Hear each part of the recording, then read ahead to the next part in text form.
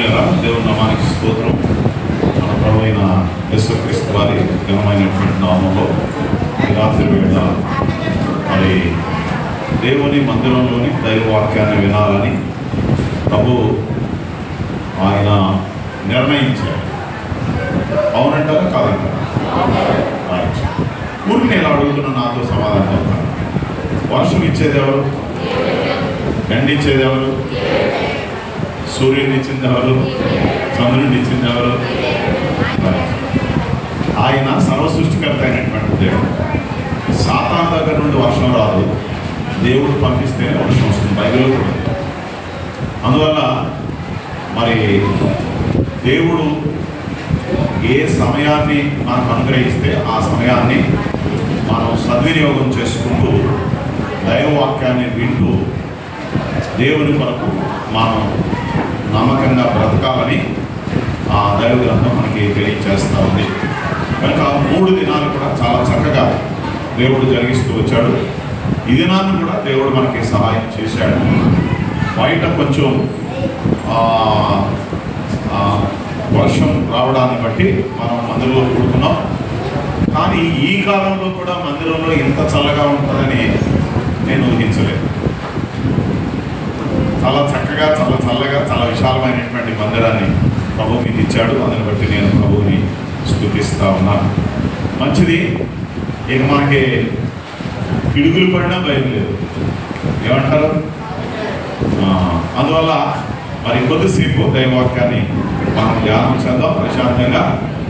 దయచేసి ఒకవేళ బయట ఎవరైనా సహోదరులు కానీ సోదరులు కానీ ఉంటే ఇక్కడ చాలా కుర్చీలు ఉన్నాయి సోదరులకి, మీరు ఇక్కడికి వచ్చి కూర్చోండి. ఒకవేళ సోదరులు ఎవరైనా ఉంటే చాలా విశాలమైనటువంటి మందిరాన్ని ప్రభు మీకు ఇచ్చాడు. దయచేసి అక్కడికి చేరి రావాలని ప్రేమతో మీకు మనం చేస్తున్నాం. సమయమందును అసమయమందును మనం దైవవాక్యాన్ని ప్రకటించడం మాత్రమే కాదు, వినాలి కూడా కదా. రైట్, మంచిది. దేవుని వాక్యాన్ని చదువుదాం. అపోస్తలుడైనటువంటి పౌలు ఎఫెసీయులకు రాసిన పత్రిక 5వ అధ్యాయం 15వ వచనం నుండి 21వ వచనం వరకు నేను చదువుతాను. దైవ గ్రంథంలో మీరు తెరచి చూడాలని ప్రేమతో మీకు మనం చేస్తున్నాను. అపోస్తలుడైనటువంటి పౌలు గారు ఎఫెసీయులకు రాసిన పత్రిక 5వ అధ్యాయం 15 నుండి 21వ వచనం. దినములు చెడ్డవి కనుక మీరు సమయమును పోనీయక సద్వినియోగము చేసుకొనుచు అజ్ఞానుల వలె కాక జ్ఞానుల వలె నడుచుకున్నట్లు జాగ్రత్తగా చూచుకోండి. ఇందు నిమిత్తం మీరు అవివేకులు కాక ప్రభువు యొక్క చిత్తమేమిటో గ్రహించుకోండి. మరియు మద్యముతో మత్తులై ఉండబడి దానిలో ద్రవ్యాపారం కలదు. అయితే ఆత్మపూర్ణులై ఉండడి. ఒకరినొకడు కీర్తనలతోనూ సంగీతములతోనూ ఆత్మ సంబంధమైన పాటలతోనూ హెచ్చరించచ్చు. మీ హృదయములలో ప్రభువుని గురించి పాడచ్చు, కీర్తించచ్చు. మన ప్రభు అయిన యేసుక్రీస్తు పేరట సమస్తమును గూర్చి తండ్రి అయిన దేవునికి ఎల్లప్పుడూ కృతజ్ఞతాస్తుతులు చెల్లించచ్చు. క్రీస్తునందలి భయముతో ఒకరికొకడు లోబడి ఉండుడి. తనలో వచ్చి ప్రభు సహాయం కొరకై చిన్న మాట ప్రార్థన చేద్దాం. దయాళుడైన మా దయగలిగిన తండ్రి, కృపా సత్య సంపూర్ణుడా, జాలి కలిగిన మా ప్రియ ప్రభువా, మీ స్తోత్రాలు చెల్లిస్తూ ఉన్నాం. నాయన, మీ స్వరక్తి నుంచి సంపాదించిన ఈ స్థానిక సంఘం ద్వారా మీరు జరిగిస్తున్న 3 దినాల కూడికలను బట్టి స్తోత్రాలు. చక్కని ప్రారంభం మీరు అనుగ్రహించారు, చక్కని కొనసాగింపు మీరు ఇచ్చారు. ఈ రాత్రి వేళ కూడా చక్కని ముగింపుని మీరు అనుగ్రహించబోతున్నందుకే స్తోత్రాలు చెల్లిస్తూ ఉన్నాం. ఓపెన్లో ఆయన మరి మేము ఈ కూడిక చేయాలని ఆలోచన చేశాం, కానీ ప్రార్థించారు. కానీ మరి మీ చిత్తం మేమందరం ఇలా ప్రశాంతంగా మీ పాదపీఠమైన భూమి మీద మీరు మాకు అనుగ్రహించిన ఈ భౌతిక సంబంధమైన మందిరంలో ఆత్మ సంబంధమైన మందిరాలుగా కట్టబడుతూ మీ లేఖనాలు ధ్యానం చేయడానికి మీరు అనుమతించారు. అందుని బట్టి మీకు స్తోత్రాలు చెల్లిస్తూ ఉన్నాం. స్థానిక సంఘాన్ని బట్టి స్తోత్రములు. మీ దాసులు మా ప్రియులు యేసుదాస్ గారిని బట్టి ప్రార్థిస్తూ ఉన్నాం. మీ దాసుడు బలహీనుడు ఉన్నాడు, ముట్టి స్వస్థపరచండి, బాగు చేయండి. ఆరోగ్యమును మీరు అనుగ్రహించమని ప్రార్థన చేస్తున్నాం. నూతనమైన ఆరోగ్యంతో, శక్తితో, బలంతో మీ దాసుడు ఆయన మీ సేవలో, మీ పరిచయంలో కొనసాగడానికి సహాయం దయచేయండి. నాయన, మా ప్రియ తమ్ముడు సోదరుడు నాయన మరి రవిల్సన్ బట్టి స్తోత్రాలు. ప్రభా, మీ దాసుడు జరిగిస్తున్న పరిచర్య అంతటి కొరకు వందనాలు, స్తోత్రాలు. దీవించండి, మీ కృపలో వర్ధిల్లించండి. పెద్దలను బట్టి, పరిచారకులను బట్టి, స్థానిక సంఘ పరిశుద్ధులందరిని బట్టి, కుటుంబాలన్నింటిని బట్టి స్తోత్రాలు. బిడ్డలను మీరు దీవించండి. ఎంత ప్రయాసపడ్డారు, దానికి న్యాయమైనటువంటి ప్రతిఫలాన్ని బిడ్డలకు మీరు దయచేయమని కూడా ప్రార్థన చేస్తున్నాం. ఈ రాత్రి వేళ చదవబడినటువంటి మీ లేఖన భాగాలను మేము ధ్యానం చేస్తూ ఉంటున్నాను. మా అందరితో మీరు మాట్లాడబోతున్నందుకు స్తోత్రములు చెల్లిస్తూ సర్వగంధమైన ప్రభావాన్ని ఆరోపిస్తూ మా ప్రభువును మీ ప్రియకుమారుడు మా రక్షకుడైన యేసుక్రీస్తు ప్రభువారి మూలమైన నామములో మీకు వినయముగా స్తోత్రములు చెల్లించి ప్రార్థించి అడిగి వేడుకొంచున్నాం మా పరమ తండ్రి. ఆమేన్. పిల్లరా, మనం అపోస్తలుడైనటువంటి పౌలు గారు ఎఫెసీయులకు రాసిన పత్రిక 5వ అధ్యాయం 15వ వచనాన్ని నేను చదివాను. మనం ఈ మాటలు మనం ఆలోచన చేస్తున్నప్పుడు బాబు రండి రైట్, ఒకసారి మీరందరూ ఇటువైపు చూడండి. వర్షం మనకేం కొత్త ఏం కాదు. వాస్తవంగా ఇప్పుడు ఏం కావాలి మనకి? అంతేనా? ఇప్పుడు వర్షం కావాలి, చల్లబడాలి కదండి. దేవుడు పంపించాడు, అందరి బట్టి ప్రభువుని స్తుతించాలి. ఓకేనా? మంచిదే. పిల్లరా వినండి, ఎఫెసీయులకు రాసిన పత్రిక 5వ అధ్యాయం 15వ వచనం నుండి మనం 21వ వచనం వరకు చదివాము. అయితే ఈ మాటలన్నీ మనం ధ్యానం చేయడం అనేటువంటి మనకి సాధ్యమయ్యేటువంటి పని కాదు. ఈరోజు ఒక్క వచనాన్ని మీ దృష్టికి తీసుకుని వచ్చి నేను ముగించడానికి ఇష్టపడతా ఉన్నాను. ఎఫెసీయులకు రాసిన పత్రిక ఆత్మ సంబంధమైన ఐశ్వర్యాలను గురించి తెలియజేసే పత్రిక. ఉన్నారా ఇక్కడ? రైట్, ఒక్కసారి ఇటువైపుగా చూడండి. ఎంతసేపు చెప్పంటారు? చెప్పండి పోనీ. ఆన్సర్ చెప్పి ముగించేస్తారు. ఎలా వినాలి? చూడండి, ఆదికాండ గ్రంథం ఎలా వినాలి? సృష్టిని గురించి తెలియజేస్తుంది. మత్తయి సువార్త పరలోక రాజ్యాన్ని గురించి తెలియజేస్తుంది. గలతీయులకు రాసిన పత్రిక స్వేచ్ఛ స్వాతంత్రాల గురించి తెలియజేస్తుంది. ఎఫెసీ పత్రిక క్రీస్తునందు క్రైస్తవునికి గల ఆత్మ సంబంధమైన ఆశీర్వాదాల గురించి తెలియజేస్తాం. చెప్పండి. కాబట్టి మీరు అన్ని మాటలు చెప్తే మేము చెప్పలేమంటే మీరు 1, 2 చెప్పాలి అని అనండి. నేను చెప్తాను. చెప్పండి. ఆదికాండ గ్రంథం సృష్టిని గురించి తెలియజేస్తుంది కదా. సువార్తలలో మొదటి సువార్త చెప్పండి. మత్తయి సువార్త చెప్పండి. పరలోక రాజ్యాన్ని గురించి తెలియజేస్తాము. ఇక పత్రికలలో గలతీయులకు రాసిన పత్రిక కదండి, అది క్రీస్తునందు క్రైస్తవునికి దేవుడు అనుగ్రహించిన స్వేచ్ఛ స్వాతంత్రాల గురించి తెలియజేస్తాము. ఎఫెసీయులకు రాసిన పత్రిక క్రీస్తునందు క్రైస్తవునికి గల ఆత్మ సంబంధమైన ఆశీర్వాదాల గురించి తెలియజేస్తాం. అర్థమవుతుందా? కనుక మొదటి అధ్యాయాన్ని అలాగే మీరు జాగ్రత్తగా గమనిస్తే ఎఫెసీ పత్రికలో దేవుడు ఎన్ని ఆత్మ సంబంధమైన ఆశీర్వాదాలు అనుగ్రహించాడు అనే సత్యాలు మనం ఆలోచన చేయొచ్చు కదండి. ఆయన మనల్ని ఎప్పుడు ఏర్పాటు చేసుకున్నాడు, ఎలా విమోచించాడు, ఎలా తన రక్తం పోసి మనల్ని కడిగాడు, ఎలాగ తన ఆత్మ చేత మనల్ని ముద్రించాడు కదా. ఇలాగ ఎన్నో సంగతులు మనం గమనిస్తాం. ఈ దినాలలో యావత్ ప్రపంచంలో ఉన్నటువంటి ప్రజలందరి దృష్టి దేనిపైన ఉంది అంటే భౌతిక సంబంధమైన ఆశీర్వాదాలపైనే ఉంది. భౌతిక సంబంధమైన ఆశీర్వాదాలు కదా. ఆత్మ సంబంధమైన ఆశీర్వాదాల గురించి చాలామంది ఆలోచన చేయలేకపోతా ఉన్నారు. అంటే దేర్ ఆర్ 2 బ్లెస్సింగ్స్. అదేమిటి? ఒకటి భౌతిక సంబంధమైన మెటీరియల్ బ్లెస్సింగ్స్ అంటారు, 2 స్పిరిచువల్ బ్లెస్సింగ్స్ అని అంటారు. భౌతిక సంబంధమైన ఆశీర్వాదాలు అని అంటే చెప్పనా, ఇల్లు, పొలం, కారు, బంగ్లా, చెప్పండి, ఉద్యోగం, వ్యాపారం, భార్య, భర్త, పిల్లలు కదా, ఇవన్నీ కదండి. ఆత్మ సంబంధమైన ఆశీర్వాదాలు అంటే ఏమిటి చెప్పండి? రక్షణ కదండి, పరలోక భాగ్యం కదా, క్రీస్తు అనుగ్రహించే శుభప్రదమైనటువంటి నిరీక్షణ కదండి. ఇలాంటివన్నీ కూడా ఆత్మ సంబంధమైనటువంటి ఆశీర్వాదాలు. కానీ ప్రజలు నేటి దినాల్లో భౌతిక సంబంధమైన ఆశీర్వాదాలని వాడుతూ ఉన్నారు. వాదనలు కూడా అట్లానే ఉంటా ఉన్నాయి. నేను తప్పని చెప్పడం లేదు, వినాలి.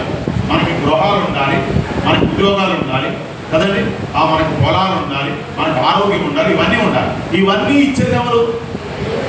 మరి ఆయన గురించి ఆలోచన చేయకుండా లేకుండా వీటిని గురించి ఆలోచన చేస్తే అప్పుడు మన పరిస్థితి ఏమవుతుంది? మీరు ఆలోచన చేయాలి కదండి. ఇవి కరిగిపోయే ఆశీర్వాదాలు అమ్మా, కరిగిపోయే ఆశీర్వాదాలు, అవి నిలిచిపోయే ఆశీర్వాదాలు. ఇవి భౌతిక సంబంధమైన ఆశీర్వాదాలు, అవి పర సంబంధమైన ఆశీర్వాదాలు. ఈ ఆశీర్వాదాలు మన వెంట రావు. ఊరికి నేను అడుగుతున్నానులేండి, చెప్పండి. నేను కట్టుకున్న ఇల్లు నాతో వస్తుందా? పోనీ నేను కట్టుకున్న భార్య నాతో వస్తుందా? పోనీ నేను కన్న పిల్లలు నాతో వస్తారా? ఎంత చక్కగా చెప్పారు మీరు. కానీ వీటి మీదే మనసు ఉంటారు. అది చిత్రమైన సారి. అది మన తప్పు కాదు. ఏం చేస్తున్నాడు అపవాది? మన దృష్టిని అటువైపు మళ్ళిస్తా ఉన్నాడు కదండి. అసలైన ఆశీర్వాదాలు, కరిగిపోయిన ఆశీర్వాదాలు, పరసంబంధమైనటువంటి ఆశీర్వాదాలు, ప్రవహించేటువంటి ఆశీర్వాదాలని నేడు దినాల్లో చాలా మంది కోరడం లేదు. అది విచారకరమైనటువంటి సంగతి. ఈ కూడికలలో వినాలి, ఈ కూడికలలో మనము పర సంబంధమైన, ఆత్మ సంబంధమైన ఆశీర్వాదాలని మనం పొందడానికి మనం సిద్ధంగా ఉండాలి. అసలు ఈ కూడికలు అందుకొరకే ఏర్పాటు చేయబడ్డాయి. అర్థమవుతుందా? ఈ కూడికలు అందుకొరకే ఏర్పాటు చేయబడ్డాయి. ఎందుకొరకు అంటే అందరూ మేము చూస్తున్నారు, మిమ్మల్ని చూడలేదు అనుకుంటే ఒకసారి చూసేది, ఒకసారి అంటే నాకు అదొక వీక్నెస్.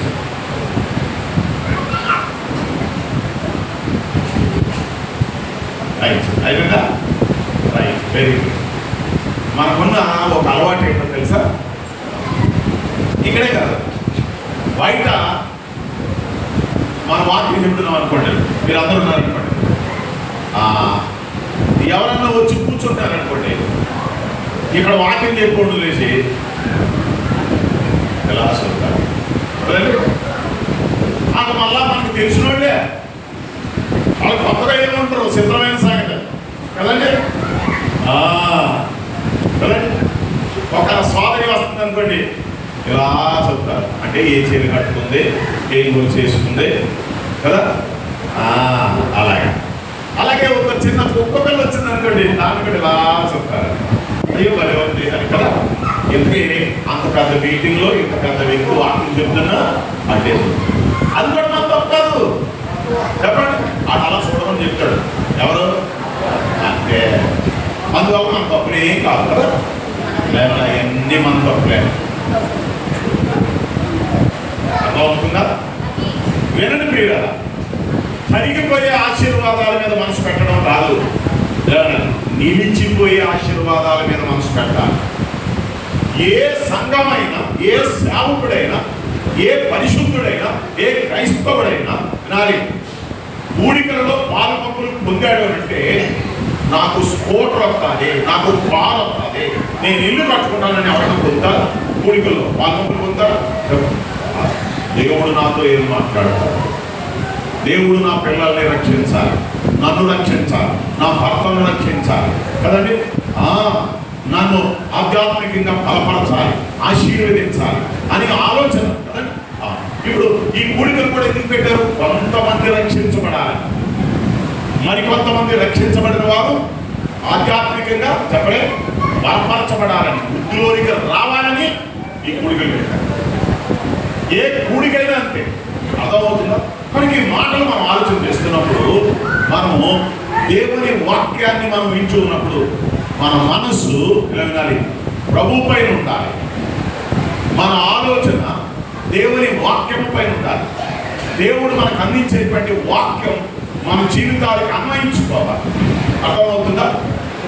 కస్వంకాయలో ఉన్నటువంటి ఆ సంఘస్థులు పౌలు గారు వాక్యం చెబుతా ఉన్నప్పుడు ఆ వాక్యం ఏమని అంగీకరించారో తెలుసా? చూడండి, ఒక కొంచెం కస్వంకాయలకు రాసిన మొదటి పత్రిక 2వ అధ్యాయం 13వ వచనం. కస్వంకాయలకు రాసిన మొదటి పత్రిక 2వ అధ్యాయం 13వ వచనం. ఆ హేతువు చేతను మీరు దేవుని కూర్చిన వర్తమాన వాక్యము మా వలన అంగీకరించినప్పుడు మనుషుల వాక్యమని ఎంచక అది నిజముగా ఉన్నట్టు దేవుని వాక్యమని దానిని అంగీకరించి తిరిగి అన్నాడు. ఏమన్నాడు చెప్పండి? వాళ్ళంట తెస్సలోనికయ పట్టణస్థులు దేవుని వాక్యాన్ని విన్నప్పుడు ఏం జరిగిందో తెలుసా? అది మనుషుల వాక్యమని ఎంచక అది నిజముగా ఉన్నట్టు దేవుని వాక్యమని దానిని అంగీకరించింది. ఈ మాట మీ మనసులో పడాలి. మనుషుల వాక్యం కాదు, ఇది ఎవరి వాక్యం? దేవుని వాక్యమని అంగీకరించాలి. అర్థమైంది? ఆయన ఏదో చెప్పాడే, తాడిపల్లి గురించి వచ్చిన ఆయన ఏదో చెప్పాడు, అలంపల్లి నుంచి వచ్చిన ఆయన ఇంకోటి ఏదో చెప్పారు, రవి విల్సన్ గారు ఆయన ఏదో చెప్పారు, యేసుదాస్ గారు ఏదో చెప్తున్నారే అని అనుకోకూడదు. అది మనుష్యుల వాక్యము కాదు. మరి ఎవరి వాక్యం? అది నిజముగా ఉన్నట్టు దేవుని వాక్యం. ఎవరు దేవుని వాక్యాన్ని అంగీకరిస్తారో వారు దీవించబడతారు. అర్థమవుతుందా? ఈ సత్యాన్ని మనం ఎప్పుడు గుర్తుపెట్టుకోవాలి. అందుకనే జాగ్రత్తగా దేవుని వాక్యాన్ని వినాలి. ఆ విన్న వాక్య ప్రకారం మన జీవితాన్ని సరిచేసుకోవడానికి ప్రభు చేతులకి మనం అప్పగించుకోవాలి. ఇప్పుడు ఏమన్నాడు చదువుతాను చూడండి. ఎఫెసీయులకు రాసిన పత్రికలో ఏమన్నాడు? దినములు చెడ్డవి కనుక మీరు సమయమును పోనీయక సద్వినియోగము చేసుకునొచ్చు. అజ్ఞానుల వలె కాక జ్ఞానుల వలె నడుచుకున్నట్లు ఎలా చూసుకోమన్నాడు? జాగ్రత్త చెప్తున్నాడు. జాగ్రత్తగా చూసుకోండి అన్నాడు. ఎలా అయినా మనం ఏమంటాం? బాబు వెళ్తున్నావా? జాగ్రత్త. నాయన అమ్మ వెళ్తున్నావా? జాగ్రత్త అన్నాడు. అదే సమయంలో మనకి ఏదైనా పాపం వచ్చినప్పుడు కూడా జాగ్రత్త అంటాం కదండి. జాగ్రత్తగా చూసుకో అని అంటాం. ఇక్కడ కూడా అలాగే ఉంది. ఇక్కడ కూడా అదే పాపం. జాగ్రత్త అన్నాడు. ఎందుకు జాగ్రత్త? ఎందుకు జాగ్రత్తగా మనం ఉండాలి? ఎందుకు జాగ్రత్తగా మన జీవితాన్ని చూసుకోవాలి అని అంటే పై వచనంలో చెప్పాడు. పైన దినములు చెడ్డవి కనుక అని అన్నాడు. అమ్మ దినాలు ఎలా ఉన్నాయంటారా? చెడ్డవి అని అన్నాడు. దినాలు బాగున్నాయా లేకపోతే బాగోలేదా? సరేండి, మీరు ఎంత బాగా చెప్పారు కదండి. దినములు చెడ్డవి అని అన్నాడు. దినాలు చెడిపోయినాయి. అర్థమైందండి? దినములు చెడ్డవి అని అన్నాడు కదండి. యోబు గ్రంథానికి రండి. యోబు గ్రంథం 30వ అధ్యాయం 27వ వచనం. యోబు గ్రంథం 30వ అధ్యాయం 27వ వచనం మనం చదువుదామా? అక్కడ ఒక మాట రాయబడి ఉంది. ఏమన్నాడు? యోబు గ్రంథం 30వ అధ్యాయం 27వ వచనం. మండుచున్నవి అపాయ దినములు నన్ను ఎదుర్కొనేను అని అన్నాడు. ఏ దినాలంటమ్మా? అపాయ దినములు అని అన్నాడు. ప్రసంగి గ్రంథానికి రండి. 11వ అధ్యాయం 8వ వచనం. మీరు త్వరగా మీరు ఫాలో అవ్వాలి. ప్రసంగి గ్రంథం 11వ అధ్యాయం 8వ వచనం ఏమన్నాడు? ఒకడు చాలా సంవత్సరములు బ్రతికిన ఎడల చీకటి గల దినములు అనేకములు వచ్చునని ఎరిగి ఉంది అని అన్నాడు. ఏ దినాలు? ఇందాక ఏ దినాలు? అపాయ దినములు నన్ను ఎదుర్కోలేను అని అన్నాడు కదా. ముందేమన్నాడు? ఎఫెసీ పత్రికలో దినములు చెడ్డవి, దినములు అపాయకరమైనటువంటి దినములు. ఇక్కడేమంటున్నాడు? చీకటి గల దినములలో అని అన్నాడు కదండి. ఏ దినాలంట? చీకటి గల దినములలో అని అన్నాడు. తిమోతికి రాసిన 2వ పత్రిక 3వ అధ్యాయం 1వ వచనం మనందరికీ తెలుసు. చెప్పండి ఏమన్నాడు? తిమోతికి రాసిన 2వ పత్రిక 3వ అధ్యాయం 1వ వచనంలో అంత్య దినములలో అపాయకరమైన కాలములు వచ్చునని. చాలు. ఏ దినాలంట? అంత్య దినములలో అని అన్నాడు. అంత్య దినాలంటే ఏంటి? ప్రారంభ దినాలా? కాదు, చివరి దినాలు. ఇప్పుడు చెప్పండి, మనం ఏ దినాల్లో ఉన్నాం?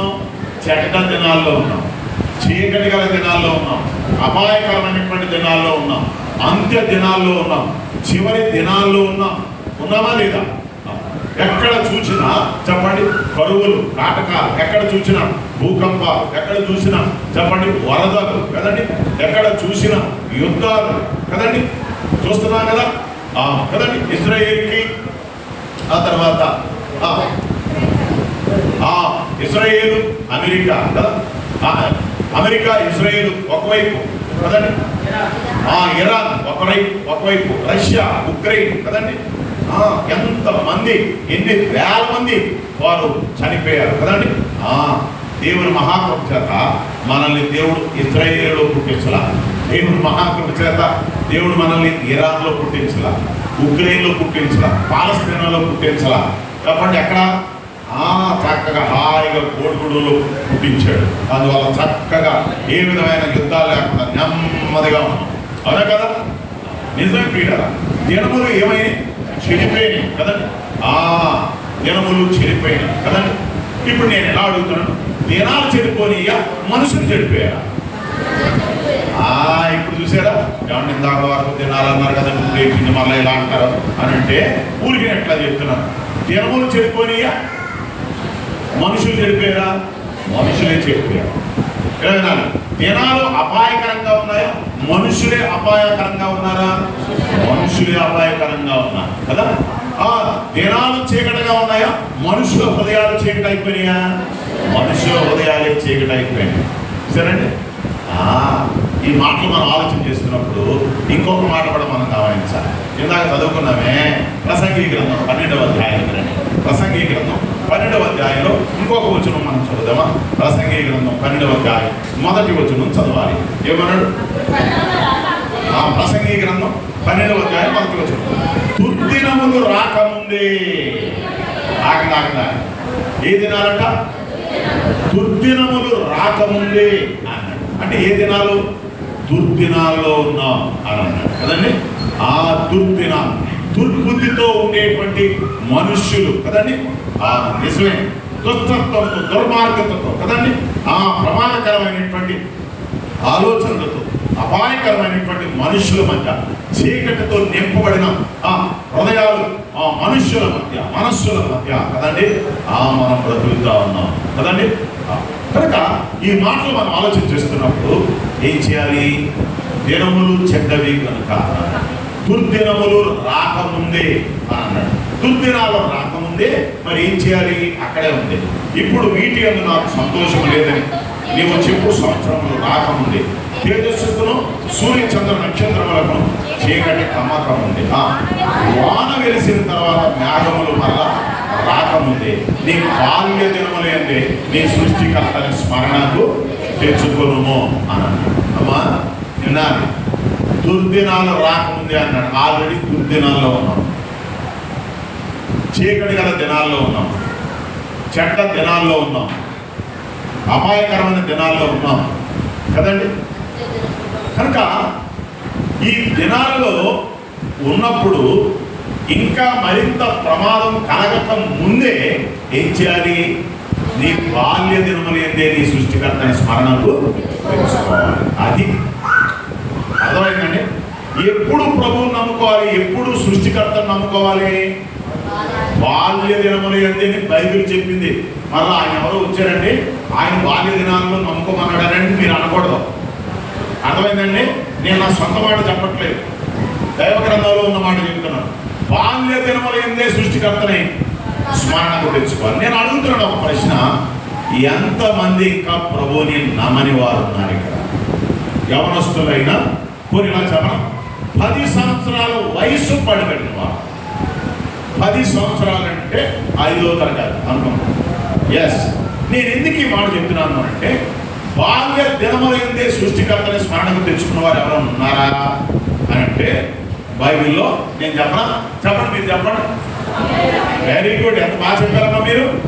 సమూయేలు పాలు విడిచిన తర్వాత తల్లి శిలో మందిరానికి తీసుకుని వచ్చి ఆ బిడ్డను వదిలేసింది.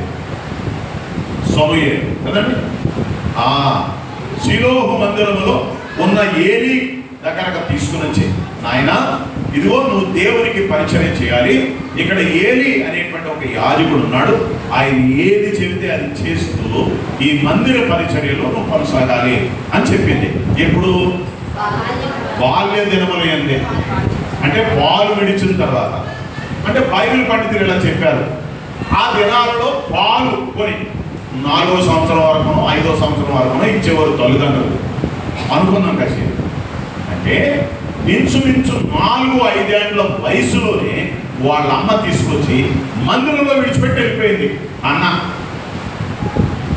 మన పిల్లల్ని తీసుకొచ్చి ఒరే నువ్వు ఎక్కడే ఉండాలరా అన్నాం అనుకోండి, ఆడికి అంట మన వెనకాల వచ్చేస్తాడు రాడా? వస్తాడు రాడా? ఖచ్చితంగా వచ్చేస్తాడు కదండి. అదంతా ఎందుకు? నాయన నువ్వు సండే స్కూల్కి వెళ్ళినాయినా అని అన్నావు అనుకోండి, చెప్పండి ఆడాలి. సండే స్కూల్కి పంపడం కూడా మనకు కూడా చేత కాదు, చెప్పండి కదండి. మరలా మనం సోదరి సిస్టర్స్ అందరూ ఎవరి గురించి చెప్తారు? అన్న గురించి చెప్తాం. మరి అన్న గురించి చెప్పినప్పుడు అన్న ఎలా పెంచిందో పిల్లల్ని అలా పెంచగలుగుతున్నామా? డౌటే. సరే, బాల్య దినములు ఏంటి అని అన్నాడు అంటే ఇలా చిన్న వయసులోనే ప్రభువుని నమ్ముకోవాలి, అది తప్పేమీ కాదు. అర్థమైందండి? చిన్న వయసులోనే బాల్య దినములు ఏంటి అని అన్నాడు. చెప్పండి. సమూయేలు చిన్న వయసులోని ప్రభువుని నమ్మినవాడు. వాళ్ళ అమ్మగారు తీసుకొచ్చి షీలోహు మందిరంలో పెట్టారు. ఇప్పుడు ఏలీకి పరిచయం చేస్తున్నాడు. అయితే పరిశుద్ధాత్మ దేవుడు ఏమని రాశాడు? యెహోవాకు పరిచర్య చేయుచుండెను అని ఉంది కదా. బాలుడు సమూయేలు యెహోవాకు పరిచర్య చేయుచుండెను అనే మాట మనం చూస్తాం. అర్థమైందండి? ఇప్పుడు ఎలా చెబుతాను ఒకసారి, ఎలాగా ఈ మాట వచ్చింది. కానీ ఈ 3 దినాల్లో కూడా మీరు పరిచర్య చేశారే ఈ మీటింగ్లో కదండి. ఈ 3 దినాల్లో మీరు చాలా పరిచర్య చేశారు. చాపలు వేశారు, మైకులు పెట్టారు, తుడిశారు, ప్రార్థనలు చేశారు, వచ్చారు కదా, పానులు ఇచ్చారు. ఇదంతా ఎవరికి చేసిన పరిచర్య? యేసుదాస్ గారికి కదా, రవి విల్సన్ గారికి కదా, కదా. Very good. సేవకులకి కాదు. ఎలాగైనా మనం సేవకులకే పరిచర్య చేస్తాం, కానీ అది ఎవరికి చేసిన పరిచర్య? దేవునికి చేసిన పరిచర్య. గుర్తుపెట్టుకోవాలి మీరు అందరూ. ఎలాగైనా నువ్వు ఏ పరిచర్య చేసినా అది దేవునికి చేసే పరిచర్య, అంతేగాని ఏమంటే నేను సంఘానికంటే 6 ఫ్యాన్లు ఇచ్చానండి, అర్థమైందా? నేను సంఘానికి వచ్చేసాను ఇచ్చేసాను. ఎలాగైనా సంఘానికి చేసిన పరిచర్య, దేవుని సేవకులకు చేసిన పరిచర్య, చెప్పండి, అది దేవునికి చేసిన పరిచర్య. ఊరికి ఎలా అడుగుతున్నాను, సమాధానం చెప్పండి. ఇలా అయిపోయింది. ఆఖరి రోజు కదా, అక్కడైతే కొంచెం గాలి అది అని చెప్పి కొంచెం కంగారుగా చెప్పేవాడినేమో. ఇప్పుడు ఇవాళ తీరుబడిగా ఉంది కదా, వినాల్సిందే మీరు ఖచ్చితంగా. ఊరికి ఎలా అడుగుతున్నాను, ఇలా ఏది నాయన పెద్దోడు కదా, లేగలేడు పాపం కదండి. నానా సమూయేలు, అయ్యా చెప్పండి అయ్యా, ఓ గ్లాసు మంచినీళ్ళు పట్టరా నాయన అన్నాడు. మంచినీళ్ళు తెచ్చాడు. నాయన కొంచెం భోజనం పట్టరా నాయన అన్నాడు. భోజనం తెచ్చాడు. నాయన తినేసాను నాయన, కాస్తంత నీళ్లు తేనాయన, నేను కదలలేదు, కొంచెం నీళ్ళు వేయి అని అన్నాడు. ఇక్కడ నీళ్ళు వేసాడు, చేయగలుగుతున్నాడు. నాన్న ఈ ప్లేట్ కడిగేనాయన అన్నాడు. కడిగేశాడు. నాన్న స్నానానికి వెళ్తాను, కొంచెం నీళ్లు పెట్టినానా అన్నాడు. నీళ్లు పెట్టాడు. అవునా? నాన్న ఈ మందిరంలో కాస్తంత దీపం వెలిగించు అన్నాడు. దీపాలు వెలిగించాడు. ఇప్పుడు ఈ పరిచర్య అంతా ఎవరు చేశాడు? వాస్తవంగా ఏలికి చేశాడు. కానీ దేవుడు దాన్ని ఎట్లా మార్చాడు? అది దేవునికి చేసిన మీ యవనస్తులందరూ రాబోయేటువంటి దినాల్లో దేవుని మందిరంలో దేవుని సేవకునికి పరిచర్య చేయాలి. అది దేవునికి చేసే పరిచర్య. ఆ పరిచర్యకు న్యాయమైన ప్రతిఫలం ఎవరిస్తారో? సేవకులు ఎవరు? దేవుడే ఇస్తాడు. దేవుణ్ణి అడగాలి. మళ్ళా ఎలా మమ్మల్ని అడగకూడదు. సరే, ఎంత చక్కగా చెప్పారు కదా, మతిపోయిన ఉంటుంది మీకు కదండి. నిజమే. చాలాసార్లు నేను కూడా ఏమనుకుంటానంటే, నేను సంఘానికి ఎంత చేస్తున్నాను, ఈ బాబు ఎంత చేస్తున్నాను అనుకుంటున్నాను. నేను కూడా ఒక్కొక్కప్పుడు అనిపిస్తూ ఉంటుంది, ఇంత చేస్తాను కదా, ఇంత చేస్తున్నాను కదా, ఇంత పరిచర్య కదా అని అనిపిస్తూ ఉంటుంది.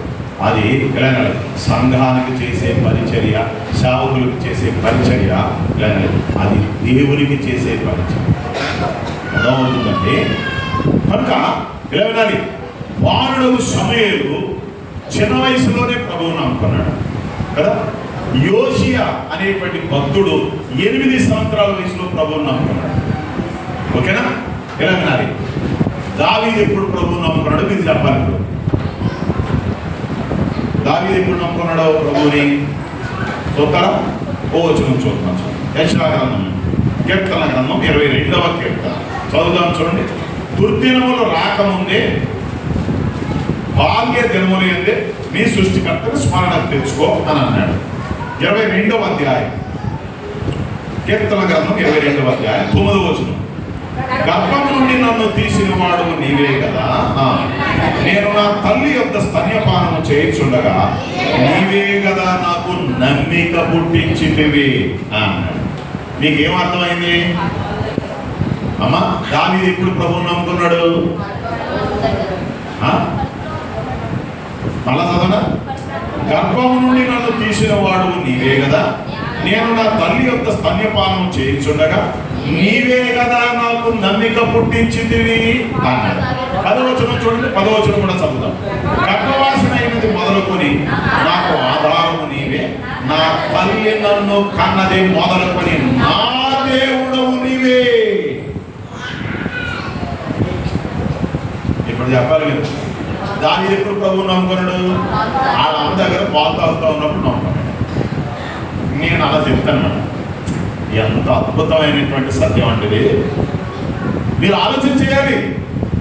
బాబు, పిల్లలు, గమనిస్తులు, 3 దినాల కూడికలు చెప్పండి, బ్రహ్మాండమైన సౌండ్ సిస్టమ్ కదండి, ఆ స్క్రీను చెప్పండి, ఇంత ఖర్చు పడి ఇంత కష్టపడి కూడికలు ఏర్పాటు చేశారు. దేవుని సేవకులు వచ్చారు, దైవవాక్యాన్ని అందించారు. నీ సృష్టికర్తను నువ్వు స్మరణకు తెచ్చుకున్నావా లేదా? నువ్వు మారు మనసు పొందావా లేదా? నువ్వు రక్షించబడ్డావా లేదా? మీరు ఆలోచించారు. అందుకని దినములు చెడ్డవే కనుక సమయమును పోలేక సద్వినియోగం చేసుకొనొచ్చు, అజ్ఞానుల వలె కాక జ్ఞానుల వలె నడుచుకునుడి అని అన్నాడు. అంటే సమయాన్ని సద్వినియోగం చేసుకో అని అన్నాడు. ఈ 3 దినాల కూడికలలో ప్రభువు నీకు ఇచ్చినటువంటి సమయాన్ని నువ్వేం చేసుకోవాలి? సద్వినియోగం చేసుకోవాలి. దుర్వినియోగం చేసుకుంటే నష్టపోతావు. దుర్వినియోగం చేసుకుంటే నష్టపోయేది నువ్వే. గుర్తుపెట్టుకో. వచ్చి వాక్యం వెళ్ళిపోతున్నావేమో ప్రభువుని నమ్ముకోకుండా, నష్టపోయేది నీవే. ఈ రాత్రి వేళ కొంతమంది ఇలా వినాలి, సమయాన్ని సద్వినియోగం చేసుకున్న కొంతమంది వ్యక్తులను మీ దృష్టికి తీసుకుని వస్తాను. చూడండి, లూకాసు సువార్త 23వ అధ్యాయం. లూకాసు సువార్త 23వ అధ్యాయం 43వ వచనం లేదా 42వ వచనం చదివేస్తున్నాను. ఆయనను చూచి యేసు, నీవు నీ రాజ్యంలోనికి వచ్చినప్పుడు నన్ను జ్ఞాపకము చేసుకునమనెను. అందుకు ఆయన వానితో, నేడు నీవు నాతో కూడా పరదేశంలో ఉందువని నిశ్చయముగా నీతో చెప్పుచున్నాను నేను అనే మాట మనం చూస్తాం. ఎవరెక్కడో బందిపోటు దొంగ, మామూలు దొంగ కాదు చెప్పండి, బందిపోటు దొంగ ఎక్కడన్నాడు? యేసు ప్రభు వారి శిలువలో వేలాడుతా ఉన్నాడు. అమ్మా, నా వైపు చూడండి, ఎలా చూడండి, మీరు అటు ఇటు చూడకూడదు, నా వైపు చూడాలి. యేసు ప్రభు వారి శిలువ వైపు వేలాడుతా ఉన్నాడు. ఇటువైపు ఒక దొంగ, ఇటువైపు ఒక దొంగ, వారు కూడా వేలాడుతా ఉన్నారు. వారిని కట్టారంటే కొట్టి కట్టి ఉంటారు, కానీ యేసు ప్రభుని సిలువ వేశారు. అర్థమైందా? మేకులతో కొట్టారు, వాళ్ళ మేకులతో కొట్ల. వినాలి వినాలి వినాలి. ఇప్పుడు వీరిద్దరూ మాట్లాడుకుంటా ఉన్నారు. యేసు ప్రభు వీరిద్దరికి సమాన దూరంలో ఉన్నాడు. ముందు ఇద్దరూ దూషించారు, కానీ ఒకడు ఏమన్నాడో తెలుసా? ఒరే, ఇలా వినాలి, నువ్వు దేవునికి భయపడవా? మనకైతే ఇది న్యాయమే, ఆయన ఏ నేరము చేయని వాడు అని చెబుతూ, యేసు, నీవు నీ రాజ్యంలోనికి వచ్చినప్పుడు నన్ను జ్ఞాపకం చేసుకో అన్నాడు. మరి ఇంకొకటి ఏమన్నాడు తెలుసా? నిన్ను నువ్వు రక్షించుకో, చెప్పండి, మమ్మల్ని కూడా రక్షించు అన్నాడు. సరే, ఆడు మాటకి ఈడు మాటకి ఎంత తేడా ఉంది? నిన్ను నువ్వు రక్షించుకో, మమ్మల్ని కూడా రక్షించు అని అన్నాడు. కానీ మరొక దొంగ ఏమన్నాడు? ఆయనను చూచి యేసు అన్నాడు, రక్షకా, చెప్పండి, నీవు నీ రాజ్యంతో వచ్చినప్పుడు మమ్మల్ని జ్ఞాపకం చేసుకోనాయనా అన్నాడు. అక్కడ చాలా సంగతులు ఉన్నాయి, అదంతా పెద్ద పాఠం. నేను ఊరికి నీ మాట ఎందుకు జ్ఞాపకం తీసుకొస్తున్నానంటే, ఇలా వినాలి, ఆ బందిపోటు దొంగ తనకివ్వబడినటువంటి సమయాన్ని కరెక్ట్గా సద్వినియోగం చేసుకున్నాడు. అది ఆ బందిపోటు దొంగ, చెప్పండి, తనకివ్వబడినటువంటి సమయాన్ని కరెక్ట్గా సద్వినియోగం చేసుకున్నాడు కదండి. అప్పుడు ప్రభు ఏమన్నాడు చెప్పండి? ఆ నేడు నీవు నాతో కూడా పరదైసులో ఉందువు అని. వాడు ఆ మాట చెప్పకపోతే ఇలా వినాలి. మొదట ఇంకొకడు ఉన్నాడు కదా దొంగ. ఆ దొంగ ఎలా దేవునికి దూరం అయిపోయాడో ఇలా వినాలి, వీడు కూడా అట్లానే అయిపోయేవాడు. ఇప్పుడు చెప్పండి, ఆ దొంగ దేవునికి భయపడి ఆయన రక్షకుడు అని విశ్వసించి ఆయనకి రాజ్యం ఉన్నదని గుర్తించి తాను నేరస్తుడని ఆయన నీతిమంతుడని ఆయన ఎందుకు విశ్వాసం ఉంచి ఆయన వైపు చూచాడు, ఆయనని వేడుకున్నాడు, ప్రార్థన చేశాడు. విలగనాలి, పరదైసుకు వెళ్ళిపోయాడు. ఎంత చక్కగా తనకి ఇవ్వబడిన సమయాన్ని సద్వినియోగం చేసుకున్నాడు. మరొకడు తనకి ఇవ్వబడిన సమయాన్ని దుర్వినియోగం చేసుకున్నాడు కదా. దేవుడు విలగనాలి, యేసు ప్రభు వీడికి ఎంత దూరంలో ఉన్నాడు, వీడికి అంతే దూరంలో ఉన్నాడు కదా. వీరిద్దరికీ సమాన దూరంలో ఉన్నాడు. ఒకడేమో సమయాన్ని సద్వినియోగం చేసుకుని ప్రభువుని అంగీకరించి ప్రభువుతో కూడా పరదైసుకు వెళ్ళిపోయాడు. మరొకడు సమయాన్ని దుర్వినియోగం చేసుకుని దేవునికి దూరస్తుడై చెప్పండి నరకానికి వెళ్ళిపోయాడు. ఇప్పుడు కూడా మీరు ఆలోచన చేయాలి. దేవుడు మీతో ఈ మాటలు అందిస్తూ ఉంటుండగా ఈ కూడికలకి ఇది ఆఖరి సమయం, ఆఖరి రాత్రి, ఆఖరి వర్తమానం. ఏమో మనందరికీ కదండి, ఒకవేళ ఇదే ఆఖరి రాత్రి అయితే ఎంత ప్రమాదం, అలా కాకుండా దాకా అని అంటున్నాను నేను. తెలంగాణ రేపేమి సంభవించునో మనకి, మనం ఇంతలో కనబడంతలో మాయమయ్యే ఆవిరి లాంటి వాడు, నీటి పొడగ లాంటి జీవితాలు, చాలా నుండి జారు బిందువులు లాంటి జీవితాలు, త్రాసులు ధూళి లాంటి జీవితాలు. త్రాసులు ధూళి అని తెలుసా? ఒత్తిటే మీరు వెళ్ళారనుకోండి, 1 కేజీ షుగర్ ఏమన్నారు అనుకోండి, ఆ త్రాసు తీస్తాడు కదా అంటాడు, తుమ్మంత పోదు, అప్పుడు పేపర్ వేసి పెట్టి తీస్తాడు. అలాంటి జీవితాలు మన జీవితాలు. మరి దేవుడు ఎంత సమయం ఇచ్చాడు నీకు, ఎంత ఆయుష్ ఇచ్చాడు, ఎంత ఆరోగ్యం ఇస్తున్నాడు, ఎంతగా నిన్ను కాపాడుతున్నాడు. సమయాన్ని దుర్వినియోగం చేసుకుంటూ వస్తా ఉన్నాడు. అయినా దేవుడు నీకు సమయాన్ని ఇచ్చాడు. ఈ ఆఖరి రాత్రి వేళ, ఈ ఆఖరి సమయంలో ప్రభువు నీకు ఇచ్చే సమయాన్ని సద్వినియోగం చేసుకుని ప్రభువు దగ్గరికి రా. దేవా నేను పాపిని, ప్రభు పాదాల దగ్గర. ఆ పక్కనే మరొక వ్యక్తి ఉన్నాడు. లోకాసు వార్త 18వ అధ్యాయం కదా, మనం చదువుదాం చూడండి. ఇందాక లోకాసు వార్త 23 చదివాం కదా. ఇప్పుడు లోకాసు వార్త 18వ అధ్యాయానికి రండి. 18వ అధ్యాయం ఏమన్నాడు అక్కడ? సమయాన్ని సద్వినియోగం చేసుకున్నాడు ఒక ఆయన. 18:11 అయితే సుంకరి దూరముగా నిలుచుండి ఆకాశం వైపు కన్నులెత్తుటకైనను ధైర్యము చాలక రొమ్ము కొట్టుకొనొచ్చు, దేవా పాపినైన నన్ను కరుణించుమని పలికెను. అతని కంటే ఎవరికంటే? వెరీ గుడ్, పరిసయ్యుని కంటే ఇతడు నీతిమంతుడిగా తీర్చబడి తన ఇంటికి వెళ్ళినని మీతో చెప్పుచున్నాను అని అన్నాడు. ఇక్కడ కూడా ఇద్దరు కనబడతారు. ఎవరు వాళ్ళిద్దరు?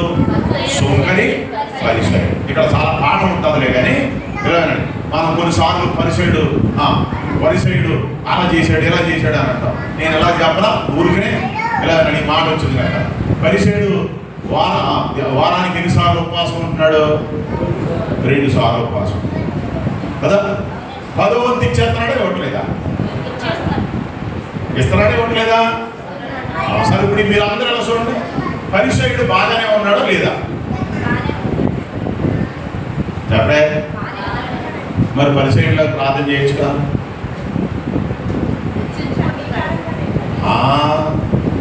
చెప్పండి, హెచ్చించుకుంటున్నాడు అన్నారు. వెరీ గుడ్, నిజమే.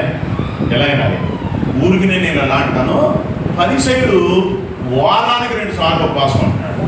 మీరు ఎంతమంది ఉపవాసం ఉంటున్నారు? వారానికి 2 సార్లు ఉపవాసం ఉన్నవాడు చేతులు ఎత్తండి. వారానికి 2 సార్లు.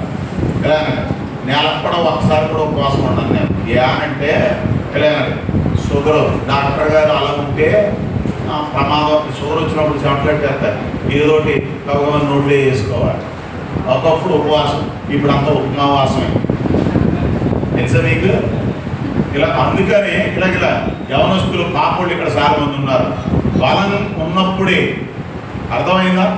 యవన కాలంలో ఉన్నప్పుడే దేవుని కొరకు ఎంత పని చేయాలో అంత పని చేసేయాలి. యవనస్తులారా, వయసు మళ్ళిన తర్వాత దేవుని కొరకు పని చేయడానికి శరీరం సహకరించదు. అందుకనే యవన కాలంలో ప్రభువుని నమ్ముకోవాలి. యవన కాలంలో నేను నాటకానుసారంగా తిరుగుతానంటే 50 వచ్చిన తర్వాత కరెక్ట్గా మందిరానికి వస్తానంటే కుదరదే కుదరదు అసలు. అర్థమవుతుందా? యవన కాలం అంతా ఇష్టానుసారంగా తిరిగేసేసి చెప్పండి, ఆ తర్వాత ఎప్పుడో వస్తానంటే కుదురుతేంటి? కుదరదు. అంతవరకు సమయం ఇస్తాడో లేదో తెలియదు మనకి. డింగం అన్నాడు అనుకో, అయిపోయినట్టే. అర్థమైందంటే నేను ఎందుకు ఈ మాటలు చెప్తున్నాను తెలుసా? అతిశయుడు వారానికి 2 మార్లు ఉపవాసం ఉంటాడు. నాకు అనుగ్రహిస్తున్న దాంట్లో 10వ వంతు ఇచ్చేస్తున్నాను. మీరు ఇస్తున్నారా 10వ వంతు? ఓరు బాబు, తేక ఆఖరి రాత్రి వేళ ఇలాంటి ఆయన తీసుకొచ్చారేంట్రా నాయన కదా అనుకుంటున్నారా? ఇలాంటి ఆయన తీసుకొచ్చారేంట్రా బాబు, 10వ వంతు ఇస్తున్నారు. మరి చెప్పండి, 100 రూపాయలు వచ్చినాయి, 10 రూపాయలు ఇచ్చేస్తున్నారా? సంఘానికి ఇచ్చేయాలి. అర్థమైనా? ఇప్పుడు సంఘానికి ఇచ్చేసారు అనుకోండి, ఎవరికి ఇచ్చినట్టు ఇందాక చెప్పేశాను నేను. అది మరి మళ్ళీ నేను యేసుదాస్ గారికి ఇచ్చాను, సంఘానికి ఇచ్చాను, అన్నికి ఇచ్చాను, ఇంకొక ఆయనకి ఇచ్చాను. ఈ చెప్పకూడదని నేను ముందే చెప్పేశాను, ఇంకెప్పుడు చెప్పకూడదు. అర్థమైందా? రైట్. ఎలా అయినా 10వ వంతు ఇచ్చేయాలి. చిత్రమైన సంగతి చెప్పనా, నేను 100 వచ్చినప్పుడు 10 ఇస్తాం, 1000 వచ్చినప్పుడు కూడా ఎంత ఇస్తాం? 100 ఇస్తాం. 1000 వచ్చినప్పుడు కూడా 100 ఇవ్వడానికి సులువే కదన్నా. 50,000 ఇచ్చాడు ప్రభు అనుకున్నాం కాసేపు. 50,000 ఇచ్చినప్పుడు ఆ 5,000 నాయి కాదని మందిరానికి తీసుకొచ్చిస్తారా? ఏంటో మరి నాకు అర్థం కాదు. చిత్రం 100కి 10 ఇస్తారు చెప్పండి, 1000కి 100 ఇస్తారు చెప్పండి. 10,000 వచ్చినప్పుడు 100 ఇస్తారు కదండి. 50,000 వచ్చినప్పుడు చెప్పండి 5,000 ఇవ్వడానికి ఒకవేళ దేవుడు 1,00,000 రూపాయలు ఇచ్చాడు. ఇప్పుడు ఎంత ఇచ్చేయాలి సంఘానికి? అవి మనవి కాదు, నేను గుర్తెట్టుకోండి, ఇచ్చేయాలి. ఎందుకనంటే ఎలా అనాలి? ఇప్పుడు నేను చెప్పే మాటలో తమ్ముడు రవి కలిసి చెప్పాడు అనుకోండి, మనిషి చెప్తున్నాడు రా అని అంటారు. మీరు యేసుదాస్ గారు చెప్పారు అనుకోండి, ఇంకా చెప్పారు మనిషి చెప్తాడు ఈయన అని అంటారు. అందువలన వాళ్ళు చెప్పరా కనుక నేనే చెప్తున్నాను. మీరేమన్నా అనుకోండి, ఇవ్వాలి. ఎలా అయినాలి? 10,000 ముఖ్యమా, ఆరోగ్యం ముఖ్యమా? అది పెట్టుకోండి. ఆరోగ్యమే మహాభాగ్యం. అర్థమైందా? ఊరికినే ఇలా మాట్లాడుతున్నాను. మన ఈ భారతదేశంలో అత్యంత ధనవంతుడు ఎవరు? బాగా చెప్తున్నారు ఇలా మీరు. చెప్పండి, ఊరికే పేరు చెప్పండి. ఒక ఆయన ఉన్నాడు, ముఖేష్ అంబానీ. ఎవరు చెప్పండి? ఆయన ముఖేష్ అంబానీ. ఎన్ని లక్షల కోట్లు ఉన్నాయో తెలుసా? లక్షల కోట్లు, 11 లక్షల కోట్లు. అమ్మోయ్, 1 కోటి కాదు, 2 కోట్లు కాదు, 100 కోట్లు కాదు, 200 కోట్లు కాదు, 1000 కోట్లు కాదు, 2000 కోట్లు కాదు, 1,00,000 కోట్లు కాదు, 11 లక్షల కోట్లు ఉన్నాయి. వాళ్ళ అబ్బాయి ఇంకొక ఆయన ఉన్నాడు తెలుసా మీకు? అనంత అంబానీ అంటారు. అర్థమైందా? ఆయనకు ఆరోగ్యం బాగోదు. ఆయన ఒకసారి ఇంటర్వ్యూలో ఇట్లా చెప్పాడు, మా తల్లిదండ్రులు కొండ మీద లేకపోతే ఆకాశంలో అంతరిక్షంలో ఒకవేళ నా ఆరోగ్యానికి ఏదైనా ఉంటే అక్కడి నుంచి కూడా తెప్పించగలిగిన కెపాసిటీ ఉంది, కానీ నాకు ఆరోగ్యం. ఎవరో అన్నారు మరి, ఏసీలో ఇలా లేదు, ఏసీలో పెట్టి ఒక పావుగంట ఉంటే చాలంట అతడు ఈ లోకాన్ని విడిచిపెడతాడు, చచ్చిపోతాడు. దేవుడు రాత్రంతా ఏసీలో పడుకోబెడతాడు మనల్ని. ఎంత ఆరోగ్యం ఆలోచన చేశారు ఎప్పుడన్నా? చెప్పండి, ఇప్పుడు చెప్పండి. అందుకని తీసుకొచ్చి ఇచ్చేయాలి. డబ్బులు ఎంత ఇస్తే దాంట్లో కనీసం 10 వాస్తవంగా 10వ వంతు పాదరైపోతున్న వర్తిల్లున కొలది అనేది ప్రోత్సాహం. అర్థమైందండి? మనకేంటో మరి ఇక్కడ రావు, ఎక్కడ వస్తాయి డబ్బులన్నీ? వాళ్ళు చెప్పేస్తారమ్మా మీరు, నిజంగానే ఎంత సంగతి చెప్తున్నారు కదా. అక్కడ మాత్రం డాక్టర్ దగ్గరికి వెళ్ళేటప్పటికి ఏమంటారు డాక్టర్? కన్సల్టేషన్ ఫీజు చెప్పండి 500 కట్టు అని అంటాడు. రాజమండ్రి, విజయవాడ అయితే. మన దగ్గర అయితే ఇక్కడ వాళ్ళు 100-200 తీసుకుంటారు. నేను చెప్పండి 500 ఇచ్చేస్తారు. అప్పుడు ఆయన బేరం ఆడతారు, ఏమండి 500 ఇవ్వలేనండి, 200 ఇస్తాను బాబు, 200 రాసుకోండి అంటారా? చెప్పలేము. అప్పుడు ఇస్తారు కదా. పోని కన్సల్టేషన్ ఫీజుతో సరిపెడితే పర్వాలేదు. ఏం చేస్తాడు చెప్పండి? తలకాయ ఎంచుకుని కాసేపు అడిగిన తర్వాత రాసేస్తాడు. టక టక టక టక టక టక టక ఏంటయ్యి టెస్ట్లో. అప్పుడు ఆ దగ్గరికి పట్టుకుని వెళ్తే టెస్టులు రాశారండి డాక్టర్ గారు అంటారు. ఎంత అవుతుంది 10,000 టెస్టులు అవునండి అని పక్కడికి చెప్తే టక టక టక టక టక తీసి ఇచ్చారు. ఇలా అయినాలి. నేను ఎందుకు మాటలు చెప్తున్నాను తెలుసా? కోట్లకు పడగలెత్తిన వాళ్ళు ఆరోగ్యం లేక చనిపోయారు. ఎస్పీ బాలసుబ్రహ్మణ్యం కదండి, 5 కోట్లు ఖర్చు పెట్టింది సెంట్రల్ గవర్నమెంట్. 5 కోట్లు ముంబాయిలో ఆయనకి ఒక అపార్ట్మెంట్ క్రియేట్ చేసి డాక్టర్స్ అందరిని పెట్టారు. 5 కోట్లు ఖర్చు పెట్టింది బాలసుబ్రహ్మణ్యం గారు. బతికించాలి బలనాలు.